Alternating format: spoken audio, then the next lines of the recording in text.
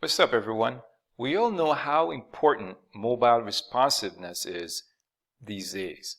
So today, I'll guide you through making your Webflow website mobile friendly. So let's jump right into it. First, open up your project in Webflow Designer.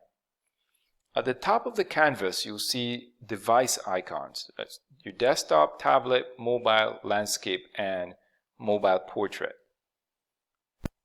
Alright, click on Tablet to start adjusting for smaller screens. Now go through each section of your site and adjust styles as needed. Use relative units like percentages or VWVH for widths and heights. Adjust typography sizes for readability and rearrange elements if they don't fit well on smaller screens. Next, switch to mobile landscape and repeat the process. Then do the same for mobile portrait. Use flexbox or grid layouts to make elements adapt naturally to different screen sizes.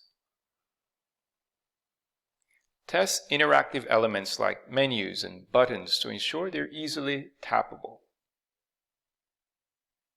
Preview your site on actual mobile devices if possible.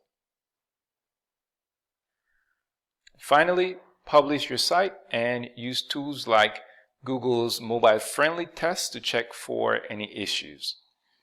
And there you have it. Your Webflow website is now optimized for mobile users.